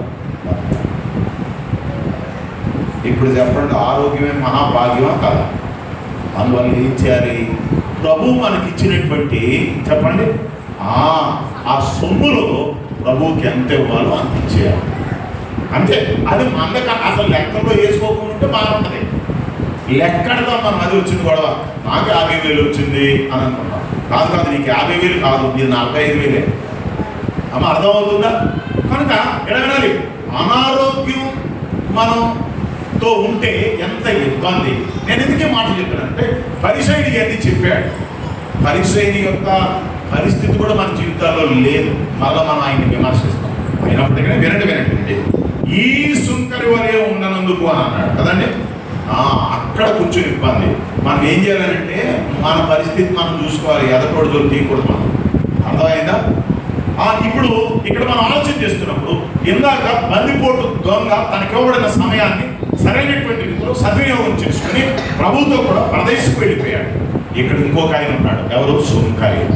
ఆకాశం వైపు కన్నులెత్తుకైన ధైర్యం చాలా రొమ్ము కొట్టుకొచ్చు ఒక్క మాట పలికాడు. ఏంటి చెప్పండి? దేవా, పాపినైన నన్ను కరుణించు అన్నాడు. తనకి ఇవ్వబడినటువంటి సమయాన్ని సద్వినియోగం చేసుకున్నాడు. నీతిమంతుడిగా తీర్చుకున్నాడు. సుంకరి తనకివ్వబడినటువంటి సమయాన్ని సద్వినియోగం చేసుకుని నీతిమంతుడిగా తీర్చబడ్డాడు అనేటువంటి సంగతిని లేఖనాల్లో మనం చూస్తాం. ఇప్పుడే మరొక మాట లూకాసు వార్తలోని 19వ అధ్యాయం చదువుతాం. చూడండి, లూకాసు వార్త 19వ అధ్యాయం చూడండి, 6వ వచనం నేను చదువుతాను, లేదా 5వ వచనం. యేసు ఆ చోటికి వచ్చినప్పుడు కన్నులెత్తి చూచి, చక్కగా త్వరగా దిగుము, నేడు నేను నీ ఇంట ఉండవలసి ఉన్నదని అతనితో చెప్పగా అతడు త్వరగా దిగి సంతోషంతో ఆయనను చేర్చుకునేను అనే మాట మనం చూస్తాం. వినండి, ఈ సంగతి కూడా తెలుసు. ఎవరైనా జక్కయ్య కదండి. ఏం చేస్తున్నాడు? సుంకము కదా. ఆయన ట్యాక్స్ కలెక్టర్, మంచి డబ్బులు ఉన్నవాడే. కానీ యేసు ప్రభువును చూడాలనుకున్నాడు. వేడి చెట్టు ఎక్కాడు. యేసు ప్రభు దారిని వెళ్తున్నాడు. యేసు ప్రభువును చూడాలనుకున్నాడు కానీ ఎలా కానీ యేసు ప్రభు చూశాడు. చూసారా? ఆశ ఉంటే చాలు, దేవుడు రక్షిస్తాడు. నాకు యేసు ప్రభు కావాలి అనే ఆశ పడితే చాలు. ఆయన్ని చూడాలనే ఆశ నీకు కలిగితే ప్రభు నీతో మాట్లాడతాడు. ప్రభు నిన్ను దర్శిస్తాడు. చూశాడు. ఏమన్నాడు? ఎక్కయ్యా, నేడు నేను నీ ఇంట ఉండవలసి ఉన్నాను కదా అన్న వెంటనే జక్కయ్య త్వరగా దిగి చెప్పండి సంతోషముతో ఆయనను చేర్చుకునేను అని మాట మనం చూస్తాం. ఇలా అయ్యా, నీ తిన్నను వెళ్ళిపో, నేను తర్వాత దిగుతానులే, నేను చూడాలనుకున్నాను, నేను చూసేశాను, నువ్వు నా ఇంటికి ఇప్పుడు కాదులే, తర్వాత వద్దు కానీ ఇలా రేపు మళ్ళా నేను వచ్చి నేను తీసుకొస్తాను, నువ్వు వెళ్ళిపో అన్నాడు అనుకోండి జక్కయ్య. రక్షణ వచ్చేదా జక్కయ్య ఇంటికి? నేడు అనబడే సమయం ఉండగా అక్కడ మాట మనం చూస్తున్నాం కదా. నేడు నేను నీ ఇంట ఉండవలసి ఉన్నది అని అన్నాడు. అమ్మా, ఎప్పుడు నేడు అనంటే సమయాన్ని గుర్తు చేస్తాం. అంటే ఈరోజే కొరింథీయులకు రాసిన 2వ పత్రిక, కొరింథీయులకు రాసిన 2వ పత్రికలో ఆ మాట గురించి మరొక మాట మీ దృష్టికి తీసుకుని వస్తాం. 6వ అధ్యాయానికి రండి. కొరింథీయులకు రాసిన 2వ పత్రిక 6వ అధ్యాయం 2వ వచనం చదువు. అనుకూల సమయమందు నీ మొర ఆలకించుకుని రక్షణ దినమందు నేను ఆదుకుంటుని అని ఆయన చెప్పుచున్నాడు కదా, ఇదిగో ఇప్పుడే మీకు అనుకూలమైన సమయము, ఇదిగో ఇదే రక్షణ ఎలా అయినాలి, నేడే అన్నాడు. ఇక్కడేమన్నాడు, ఇదే అన్నాడు. పాప అర్థమైందా? ఆ మాటలు పట్టుకోవాలి. నేడు అన్నాడు అంటే ఈ రోజే. ఇక్కడేమంటున్నాడు, ఇదే రక్షణ దినం అన్నాడు. బాబు పిల్లలు ఆలోచన చేయండి, ఇదే రక్షణ దినం, రేపు కాదు, రేపు నేడు అన్నాడు అంటే ఈ రోజు. ఎప్పుడూ కూడా ఎలా అయినాలి, ఈ రోజే మందే, రేపు మంద కాదు. అర్థమైందా? రేపు ఎలా ఉంటామో మనకి తెలియదు.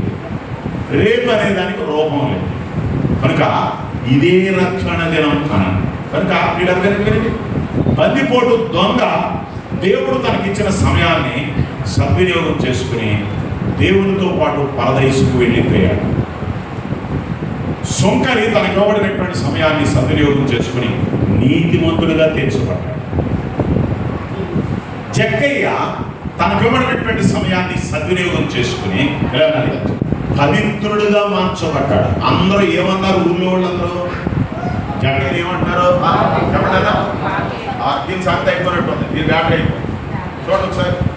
హలో హలో రైట్ వినాలి పిల్ల. జక్కయ్యని అందరూ పాపి అంటారు ఆ ఊళ్ళో ఉన్న మనుషులు.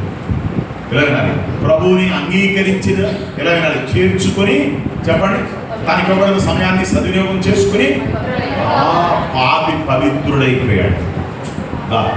ఎంత రమ్యమైనటువంటి సంగతి ఈ రాత్రి వేళ నువ్వు ఆలోచన చేయాలి. సమయాన్ని సద్వినియోగం చేసుకొనుచు అని అన్నాడు.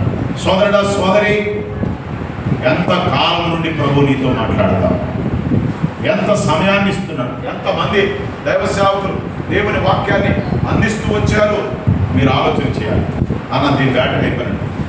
కనుక ఈ మాటలు మీరు ఆలోచన చేస్తూ ఉన్నప్పుడు సమయాన్ని సద్వినియోగం చేసుకోండి అనే మాట దైవ గ్రంథంలో మనం చూస్తాం. ఎలాగా దొంగ ఎలా సద్వినియోగం చేసుకున్నాడో అలా సద్వినియోగం చేసుకోవాలి. సుంకరి ఎలా సద్వినియోగం చేసుకున్నాడో అలా సద్వినియోగం చేసుకోవాలి. జక్కయ్య ఎలాగా తనకి ఇవ్వబడిన సమయాన్ని సద్వినియోగం చేసుకుని పవిత్రుడయ్యాడు, మనం అలాగా ఈ సమయాన్ని సద్వినియోగం చేసుకుని చెప్పండి ఏమవ్వాలి, పవిత్రులుగా తీర్చిదిద్దబడాలని సత్యాన్ని దైవ గ్రంథం మనకి తెలియజేస్తాం. అంత మాత్రమే కాదు, మనం చదివితే మత్తయి సువార్త వెళితే నిత్యాంశులు కానీ ఎలా వినాలి, వారు ఎలా ఏం పని చేస్తున్నారు అని అంటే యేసు ప్రభుని వెంబడించినటువంటి శిష్యులు దాంట్లో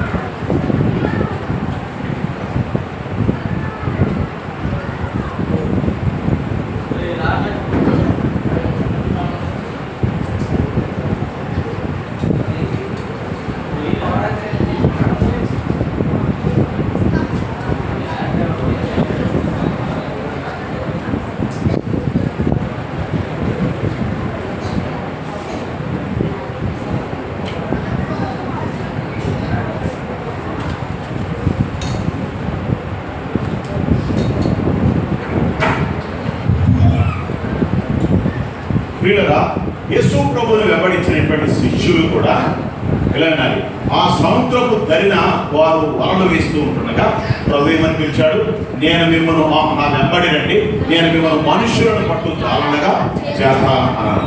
అప్పుడు రాయబడిన మాట ఏంటి తెలుసా, వెంటనే వారు తమ వలలు విడిచిపెట్టి ఆయనను వెంబడించేది అని అన్నాడు. ఏమన్నాడు అక్కడ, వెంటనే అని అన్నాడు. అంటే దాని అర్థం ఏంటి, సమయం. సరే, వెంటనే అనేమాట. తమ వలలు విడిచిపెట్టారు, ధోనిని విడిచిపెట్టారు, తండ్రులను విడిచిపెట్టారు, వారికి కలిగింది సమస్తాన్ని విడిచిపెట్టారు, ప్రభువును వెంబడించాడు. వారిని దేవుడు ఏం చేశాడు చెప్పండి, ఆ మనుష్యులను పట్టు జాగ్రత్తగా చేశాడు. ఎలా వినాలి, ఎలా వినాలి, ప్రపంచాన్ని క్రీస్తు సువార్త ప్రకటించి కళ్ళకిందులు చేసిన వారిగా చేశాడు. అద్భుతమైనటువంటి సత్యం. కనుక ఇలా వినాలి, నేను ఒక 4 జాబితాలు, 4 వ్యక్తులను మీ దృష్టికి తీసుకుని వచ్చాను. 1 బందిపోటు దొంగ, 2 సొంకరి, 3 జక్కయ్య, 4 యేసు ప్రభుని వెంబడించిన ఆయన శిష్యులు. వారు తమకు ఇవ్వబడినటువంటి సమయాన్ని సద్వినియోగం చేసుకో. అందుకనే దేవుడు చెడ్డవే కనుక మీరు సమయమును పోనీయక సద్వినియోగం చేసుకోవచ్చు. అజ్ఞానుల వరే కాక జ్ఞానుల వరే నడుచుకున్నట్లు జాగ్రత్తగా చూసుకుని అన్నాడు. అమ్మ సమయాన్ని ఎలా సద్వినియోగం చేసుకోవాలి? మారు మనసు పొంది సద్వినియోగం చేసుకోవాలి. అర్థమైందండి? మారు మనసు పొంది అన్నాడు. అర్థమవుతుందా? మారు మనసు పొంది సద్వినియోగం చేసుకోవాలి. అంత మాత్రమే కాదు, మరొక మాట చెప్తాను. 2 మాటలు చెప్పి నేను ముగిస్తాను. చదువుతాను చూడండి. మరొక 2 మాటలు మనం ఆలోచించాలి. మరొక మాటకి నేను వస్తాను. గలతీయులకు రాసిన పత్రిక 5వ అధ్యాయం లేదా 6వ అధ్యాయం 10వ వచనం చదువుతున్నాడు చూడండి. గలతీయులకు రాసిన పత్రిక 6వ అధ్యాయం 10వ వచనం. కాబట్టి మనకు సమయము దొరికిన కొలది. ఏం దొరికిన కొలది? 6:10 రాసుకోండి. కాబట్టి మనకు సమయము దొరికిన కొలది అందరి ఎడలను, విశేషంగా విశ్వాస గృహమునకు చేరిన వారి ఎడలను మేలు చేయుదుము అని అన్నాడు. అమ్మా, సమయాన్ని సద్వినియోగం చేసుకోవాలి. ఎలా సద్వినియోగం చేసుకోవాలి? మేలు చేసి సమయాన్ని సద్వినియోగం చేసుకోవాలి. అర్థమైందా? పిల్లలు, కాబట్టి మనకు సమయం దొరికిన కొలది అందరి ఎడలను, విశేషముగా విశ్వాస గృహమునకు చేరిన వారి ఎడలను మేలు చేయుదుము అని అన్నాడు. ఇప్పుడు ఇలా చూడండి, ప్రభు మనకి సమయం ఇస్తా ఉన్నప్పుడు మనం ఏం చేయాలి అంటే ఆ సమయాన్ని మేలు చేసి సద్వినియోగం చేసుకోవాలి. మేలు చేస్తూ సద్వినియోగం చేయాలి. ఎవరి ఎడల మేలు చేయాలన్నాడు? అందరి ఎడల అన్నాడు. మరి విశేషముగా విశ్వాస గృహమునకు చేరిన వారి ఎడల అన్నాడు. అమ్మా, ప్రభుని నమ్మిన పిల్లలుగా మనందరము అందరి ఎడల మేలు చేయాలి. అందరికీ మేలుకరంగా ఉండాలి. అంత మాత్రమే కాదు, విశేషముగా విశ్వాస గృహమునకు చేరిన వారి ఎడల అన్నాడు.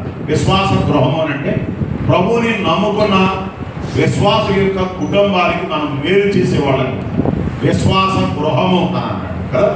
ఇంకో మాట కూడా చెప్తాను చూడండి. ఇక్కడే విశ్వాస గృహము అని అంటే మరొక అర్థం ఏంటో తెలుసా?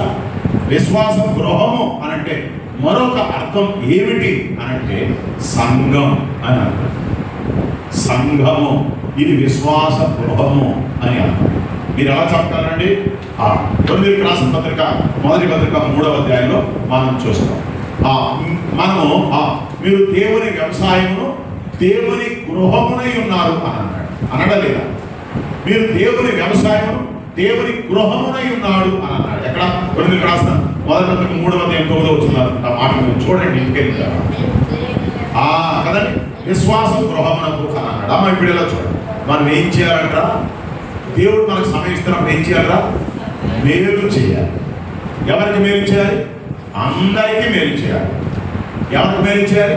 క్రైస్తవ కుటుంబానికి మేలు చేయాలి. ఎవరికి మేలు చేయాలి? సంఘానికి మేలు చేయాలి. చెప్పండి. నెంబర్ 1 అందరికీ అన్నాడు. క్రైస్తవ గృహానికి, విశేషంగా విశ్వాస గృహమునకు అన్నాడు. అంత మాత్రమే కాదు, సంఘమునకు అని అన్నాడు. విశ్వాస గృహం అంటే 2 అర్థాలు. 1 క్రైస్తవ కుటుంబం, 2 క్రైస్తవ సంఘం. కనుక సంఘానికి మనం ఏం చేయాలి? దేవుడు ఏం చేస్తాడు? అయ్యి బాబు, ఏం కలుసుకుంటున్నారండి? దేవుడు ఏం చేస్తాడు? చెప్పండి అమ్మా. దేవుడు ఏం చేస్తాడు రా? మేలు చేస్తాడు కదండి. దేవుడు ఉపకారం చేస్తాడు. దేవుడు మేలు చేస్తాడు కదా. దేవుడు చెప్పండి సహాయం చేస్తాడు కదండి. ప్రభువుని నమ్మిన ఆయన పిల్లలుగా మనం కూడా ఏం చేయాలి? మేలు చేయాలి. ఏది మేలు అని అంటే రక్షించబడడం మేలు. ఎలాగంటే ఆయన సేవ చేయుట. ఏమన్నాడు? విలాపవాక్యాల గ్రంథం 3:27లో యవన కాలమున కాడి మోయుట నరునికి మేలు. బాబు, యవన కాలంలో దేవుని కాడి మోయాలి, దేవుని సేవ చేయాలి. అది మేలు మనిషికి. అర్థమైందా? కనుక దేవుడు అనుగ్రహించే రక్షణ, ఆ మేలు మనం పొందుకోవాలి. ఆయన మేలు చేసే దేవుడు, ఆయన ఉపకారం చేసే దేవుడు. అర్థమైందా? మనం ఎంత గొప్పడు? మనం మేలు చేయగలం, చెప్పరా? కీడు చేయగలం. ఎంత బాగా చెప్పారు మీరు. మనం ఉపకారం చేయగలం, అవసరమైతే అపకారం కూడా చేయగలం. అవునా? మనం సత్యము చెప్పగలం, అవసరమైతే అబద్ధం కూడా చెప్పగలం కదండి. మనం పవిత్రంగా ఉండగలం, అవసరమైతే అపవిత్రంగా కూడా ఉండగలం. కానీ దేవుడు చేయలేని పనులు ఉన్నాయి కొన్ని. దేవునికి అసాధ్యమైన పనులు ఉన్నాయి. అవి బాబు అదేంటండి దేవునికి అసాధ్యమైనది ఏముందంటే అంటారా ఏంటి? చెప్పండి, మీరు చెప్పండి.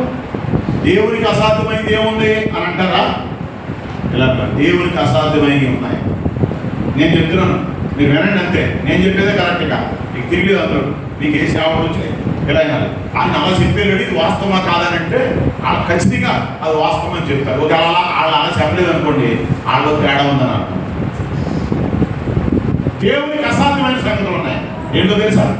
ఆయన కీడు చేయలేడు, ఆయన అపకారం చేయలేడు, ఆయన పాపం చేయలేడు, ఆయన అబద్ధం ఆడతాడా? పాపం చేస్తాడా? కీడు చేస్తాడా? చెప్పండి. అపకారం చేస్తాడా? అవన్నీ చేసేయమా. నేను అవసరమైతే మేలు చేస్తాను, కీడు కూడా చేయగలను, అంత కెపాసిటీ ఉన్నాను. అర్థమైందా? ఇప్పుడు ప్రభువుని నమ్మిన పిల్లలుగా మనం ఏం చేయాలి చెప్పండమ్మా? అపకారం చేయకూడదు, మేలు చేయాలి. మేలు చేసి సమయాన్ని సద్వినియోగం చేయాలి. మనం యోహాను రాసిన 3వ పత్రికలో మనం చూస్తాం, మేలు చేయువాడు దేవుని సంబంధి అన్నారు. మేలు చేయువాడు చెప్పండి దేవుని సంబంధి. చదువుదామా? ఆ మాట చదివిస్తాను చూడండి. ఒక వచనం పాపం చాలా మంది రాసుకుంటున్నారు కనుక ఆ మాట నేను చెప్తున్నాను చూడండి. యోహాను రాసిన 3వ పత్రిక కదా, యోహాను రాసిన 3వ పత్రికలో మనం చూస్తే ఒక వచనాన్ని మనం చదువుదామని చూడండి. ఏమన్నాడు? 11వ వచనం. వీడ చెడు కార్యం అనుసరించి కాక మంచి కార్యం అనుసరించి నడుచుకోను, మేలు చేయువాడు దేవుని సంబంధి కదా, ఆ కీడు చేయువాడు దేవుని చూచిన వాడు. కనుక మీరు ఒకసారి జ్ఞాపకం చేసుకోండి, మీరు ఎవరెవరికి మేలు చేశారో మీరు జ్ఞాపకం. మీరు కీడు కనుక చేస్తే మీరు దేవుణ్ణి చూడలేరు. కనుక మేలు చేయవాడు దేవుని సంబంధి అని అంటే, కీడు చేసేవాడు ఎవరి సంబంధి? సాతాను సంబంధి. అంతే. కనుక ఈ రాత్రి వేళ నెంబర్ 1 మారు మనసు పొంది సమయాన్ని సద్వినియోగం చేసుకోవాలి, మేలు చేసి సమయాన్ని సద్వినియోగం చేసుకోవాలి. 3వదిగా చదువుదాం చూడండి, ఒక మాట చదువుదాం చూడండి. దైవ గ్రంథంలో 3వదిగా మరొక మాట చదువుదాం చూడండి. నేను ముగిస్తాను, మీరు కంగారు పడాల్సిన అవసరం లేదు. ఎఫెసీయులకు రాసిన పత్రిక, మరలా అపోస్తలుడైన పౌలు గారు ఎఫెసీయులకు రాసిన పత్రిక 5వ అధ్యాయం 18వ వచనం చదువుతున్నాను. ఆత్మ వలన ప్రతి సమయమందును ప్రతి విధమైన ప్రార్థనను విజ్ఞాపనము చేయొచ్చు, ఆ విషయమై సమస్త పరిశుద్ధుల నిమిత్తమును పూర్ణమైన పట్టుదలతో విజ్ఞాపనము చేయొచ్చు, మెలకువగా ఉండుడి అని అన్నాడు. ఇక్కడ ఆత్మ వలన ప్రతి సమయమందును అని అన్నాడు. సమయం వచ్చిందా లేదా? వచ్చింది అదండి. సమయం ఆత్మ వలన ప్రతి సమయమందును అని అన్నాడు. అమ్మా ఇలా వినాలి. ఎలా సమయాన్ని సద్వినియోగం చేసుకుంటాము?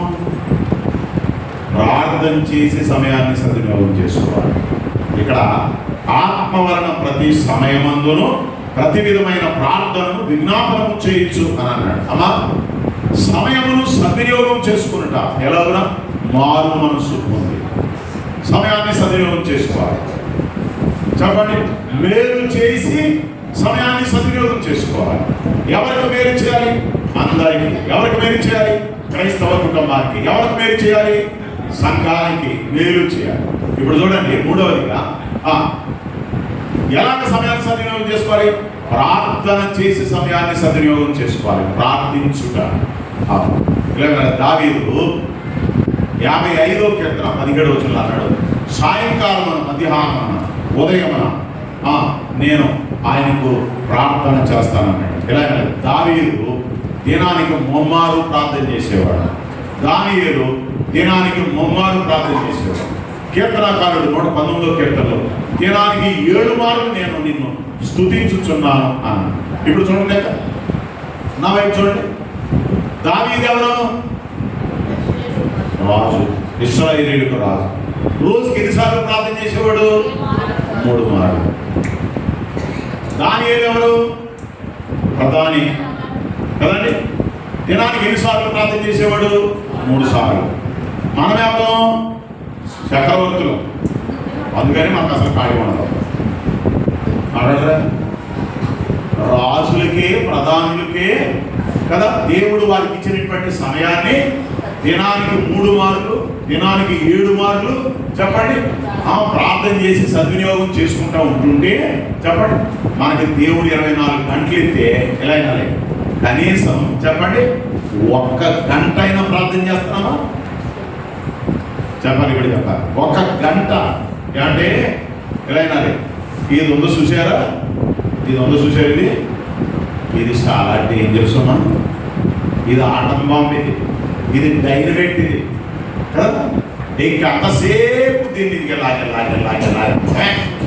దీంతో ఎంత సమయం గడుపుతున్నామో కదండి కదా.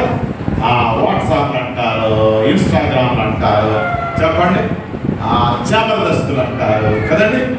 ఇంకా చెప్పండి, ఈ మధ్య రీల్స్, అబ్బో మోకాల సంతలకి వెళ్ళా చెప్పండి. చెప్పలే, దేవుడు వాక్యం ఇస్తే, దేవుడు మందిరం ఇస్తే చెప్పండి, దేవుడు సమయం ఇస్తే వీటిని ఏటిని ఉపయోగించుకోకుండా సమయాన్ని దుర్వినియోగం చేసుకుంటాను. జాగ్రత్త, దేవుడు లెక్క అడుగుతాడు. ఒకనొక దినానికి సమయం కూడా ఉండకపోవచ్చు మనకి. అర్థమైందా? జాగ్రత్త జాగ్రత్త వీడారా, సమయాన్ని సద్వినియోగం చేసుకోవాలి. వీడారా, సమయాన్ని దుర్వినియోగం చేసుకునే వారు కూడా ఉన్నారు దైవ గ్రంథంలో. ఇప్పుడు మనం చూస్తా ఉన్నాం, మారు మనసి పొంది సమయాన్ని సద్వినియోగం చేసుకోవాలి, మేలు చేసే సమయాన్ని సద్వినియోగం చేసుకోవాలి, ప్రార్థన చేస్తూ చెప్పండి సమయాన్ని సద్వినియోగం చేసుకోవాలి, బుద్ధి తెచ్చుకుని సమయాన్ని సద్వినియోగం చేసుకోవాలి. తప్పిపోయిన కుమారుడు తండ్రి దగ్గర కదా డబ్బులన్నీ తీసుకుని వచ్చి చెప్పండి ఇష్టానుసారంగా ఖర్చు చేసేసాడు, అయిపోయింది కదండి. ఇక అక్కడ జరిగిన సంగతి ఏమిటి? డబ్బులన్నీ అయిపోయిన తర్వాత ఆకలి అవుతాం కదండి. ఎక్కడికి వెళ్ళాడు? బంధువుల దగ్గరికి వెళ్ళాడు. ఏం తినడానికి వెళ్ళాడు? పొట్టు తినడానికి వెళ్ళాడు. ఇంటి దగ్గర ఏం తినేవాడు? బాబు దగ్గర ఏం తినేవాడు?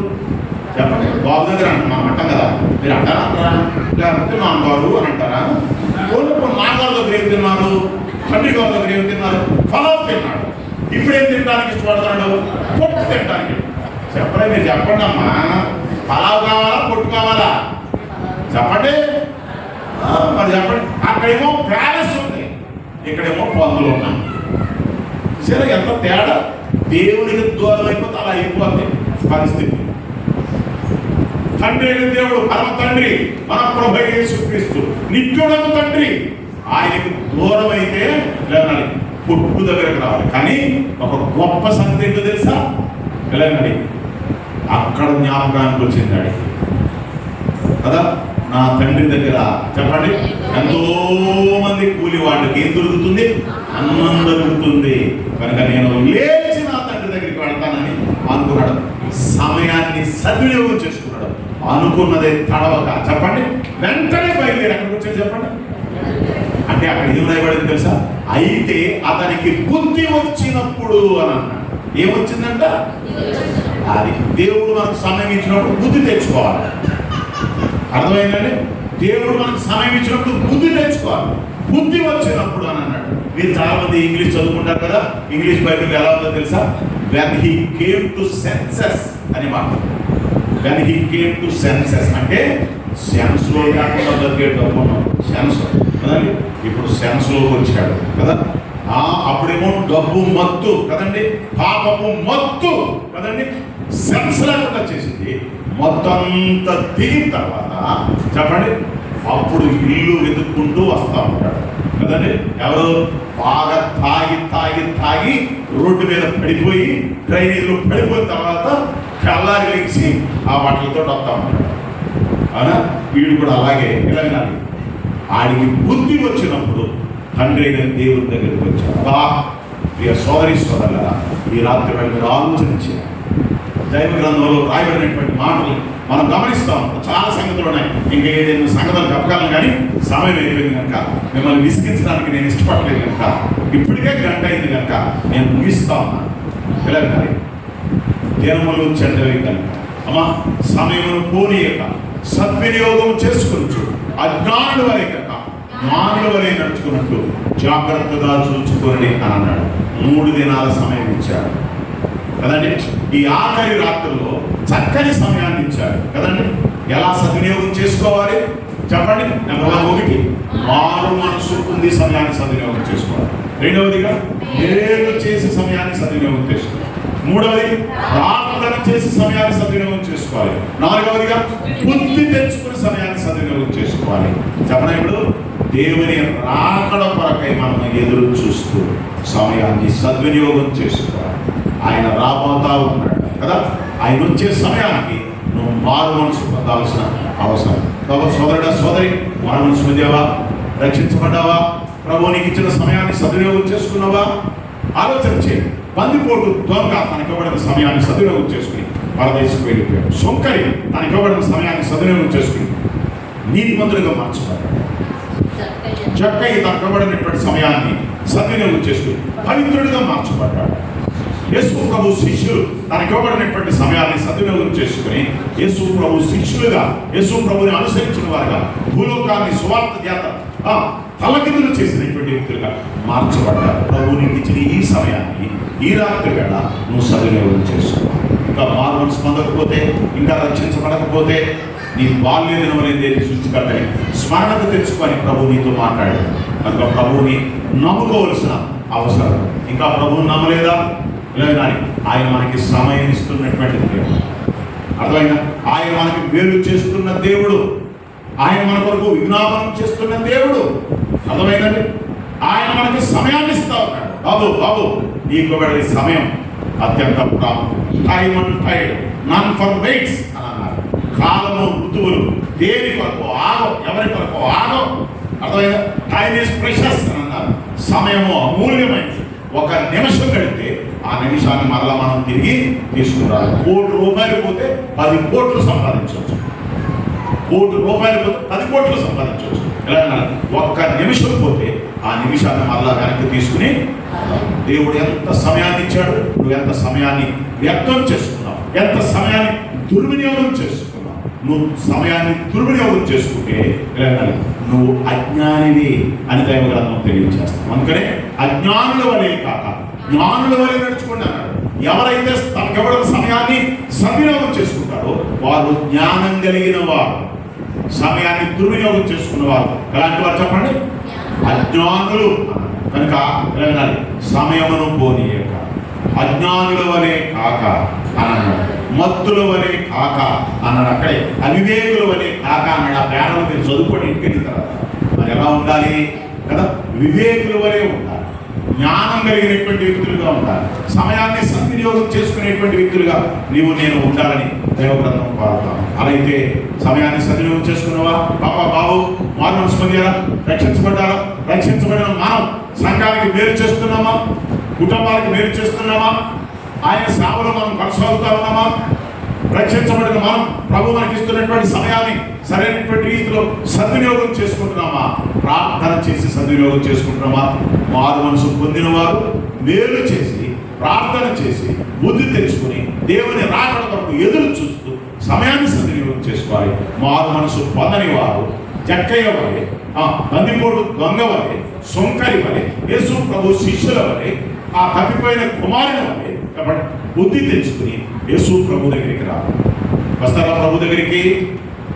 ఆయన మిమ్మల్ని రక్షించడానికి ఆయన సిద్ధంగా. ఎలా రక్షిస్తాడు? లేఖనాల్లో మనం చూస్తాం కదా. అనుకూల సమయమందు నీ మొర ఆలకించుకుని రక్షణ దినమందు నిన్ను ఆదుకుంటుంది అన్నాడు.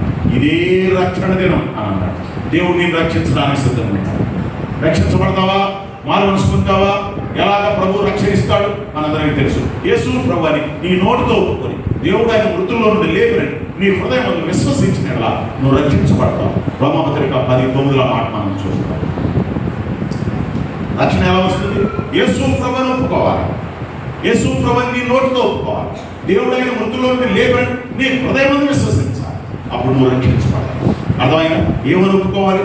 యేసు ప్రభువుని ఒప్పుకోవాలి. ఆయన మృతుల్లో నుండి తిరిగి లేచాడని ఒప్పుకోవాలి. నువ్వు పాపివే అని ఒప్పుకోవాలి. అతిక్రమములు దాచిపెట్టువాడు వాటిని ఒప్పుకొని విడిచిపెట్టువాడు కనికరము పొందును అన్నాడు. ఈ రాత్రి వేళ దేవుని కనికరము పొందాలి అంటే నీ పాపాన్ని నువ్వు ఒప్పుకోవాలి.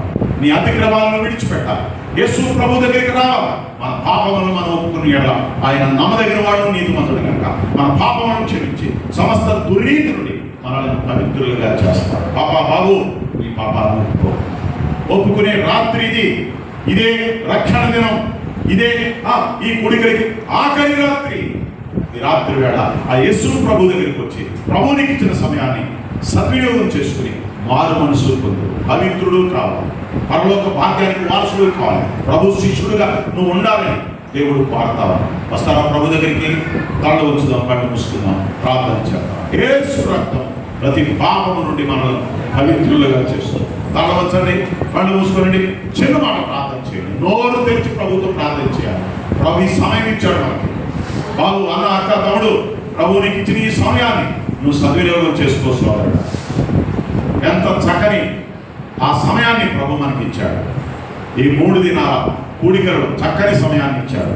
ఉదయకాల వేళ, రాత్రి వేళ ప్రభు తన దాసులతో తన మాటలు మనకు అందించాడు. ఈ ఆఖరి రాత్రి వేళ కూడా వాతావరణం కొంత అననుకూలంగా ఉన్న అనుకూలమైనటువంటి సమయాన్ని మనకి ఇచ్చాడు.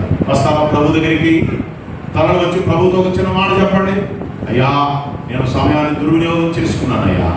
నా సమయం అంతా నేను పాడు చేసుకున్నానయ్యా. నాకు ఇచ్చిన సమయం అంతా లోకంలో గడిపేశాను, పాపంలో గడిపేశాను, సెల్ ఫోన్తో గడిపేశాను. నాయన వ్యర్థమైనటువంటి ఆ పరిస్థితులు కూడా నేను వెళ్ళిపోయాను. అయితే నన్ను క్షమించండి. నన్ను మీ రక్తంలో కడగండి ప్రభా. నన్ను పవిత్రపరచండి ప్రభా. నన్ను పరిశుద్ధపరచండి ప్రభా.